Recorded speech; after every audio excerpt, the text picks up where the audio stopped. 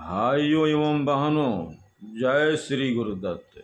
आप सबका शाश्वत ज्ञान गिरनार से चैनल में स्वागत और अभिनंदन है। भाइयों बहनों, जो लोग शरीर के तल पर ज़्यादा संवेदनशील हैं उनके लिए ऐसी विधियां हैं जो शरीर के माध्यम से ही आत्यांतिक अनुभव पर पहुंचा सकती हैं। उनको जो भाव प्रवण हैं, भावुक प्रकृति के हैं, वे भक्ति प्रार्थना के मार्ग पर चल सकते हैं।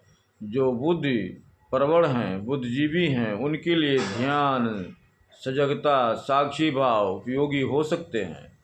ध्यान करने की अनेकों विधियों में से एक विधि यह भी है कि ध्यान किसी भी विधि से किया नहीं जाता, हो जाता है। ध्यान की हजारों विधियां बताई गई हैं। हिंदू, जैन, बौद्ध तथा साधु संगतों में अनेक विधि और क्रियाओं का प्रचलन है। विधि और क्रियाएं आपकी शारीरिक और मानसिक तंद्रा को तोड़ने के लिए बनी हैं, जिससे कि आप ध्यान पूर्ण हो जाएं। श्री कृष्ण द्वारा अर्जुन को बताई गई ध्यान योग विधि आज हम आपको यहाँ बताने जा रहा हूँ। अर्जुन से भगवान कृष्ण ने कहा, शुद्ध एवं एकांत स्थान पर कुशा आदि का आसन बिछाकर सुखासन में बैठें। अपने मन को एकाग्र करें। मन व इंद्रियों की क्रियाओं को अपने बस में करें, जिससे अंतःकरण शुद्ध हो। इसके लिए सर व गर्दन को सीधा रखें और हिलाएं डुलाएं नहीं। आंखें बंद रखें व साथ ही जीभ को भी ना हिलाएं। अब अपनी आँख की पुतलियों को भी इधर उधर नहीं हिलने दें और उन्हें एकदम सामने देखता हुआ रखें। एकमात्र ईश्वर का स्मरण करते रहें। ऐसा करने से कुछ ही देर में मन शांत हो जाता है और ध्यान आज्ञा चक्र पर स्थित हो जाता है और परम ज्योत स्वरूप परमात्मा के दर्शन होते हैं। ध्यान दें, जब तक मन में विचार चलते हैं तभी तक आँख की पुतलियाँ इधर उधर चलती रहती है, और जब तक आँख की पुतलियाँ इधर उधर चलती हैं तब तक हमारे मन में विचार उत्पन्न होते रहते हैं। जैसे ही हम मन में चल रहे समस्त विचारों को रोक लेते हैं तो आँख की पुतलियाँ रुक जाती हैं।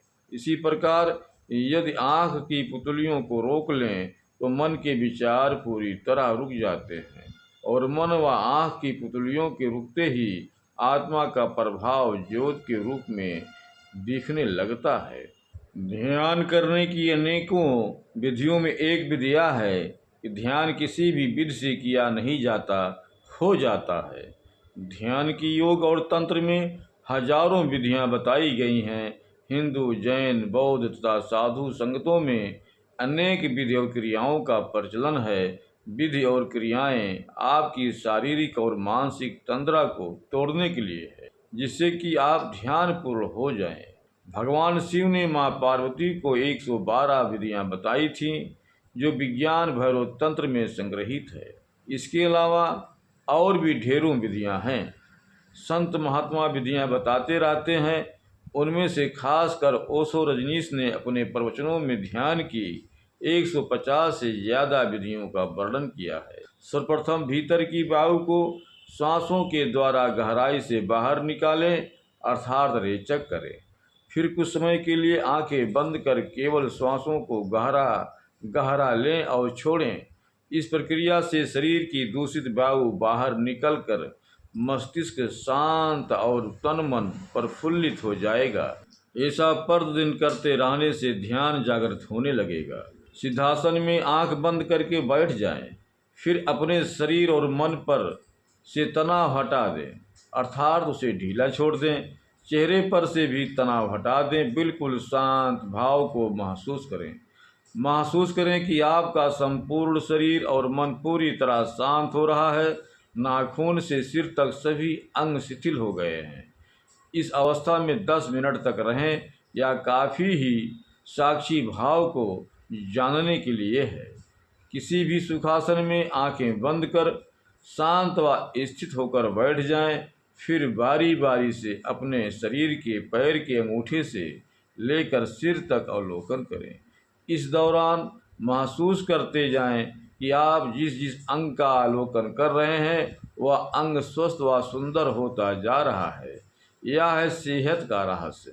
शरीर और मन को तैयार करें ध्यान के लिए। चौथी विधि क्रांतिकारी विधि है, जिसका इस्तेमाल अधिक से अधिक लोग करते आए हैं। इस विधि को कहते हैं साक्षी भाव या दृष्टा भाव में रहना, अर्थात देखना ही सब कुछ हो, देखने के दौरान सोचना बिल्कुल नहीं। या ध्यान विधि आप कभी भी कहीं भी कर सकते हैं। सड़क पर चलते हुए इसका प्रयोग अच्छे से किया जा सकता है।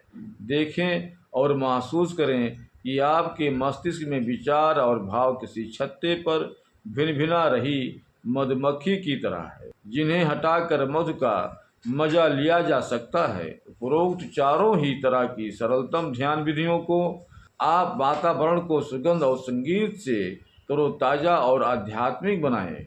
चौथी तरह की विधि के लिए सुबह और शाम के सुहाने वातावरण का उपयोग करें। ध्यान मुद्रा का महत्व तत्व है, जो तन मन और आत्मा के बीच लयात्मक संबंध बनाता है। ध्यान के द्वारा हमारी ऊर्जा केंद्रित होती है।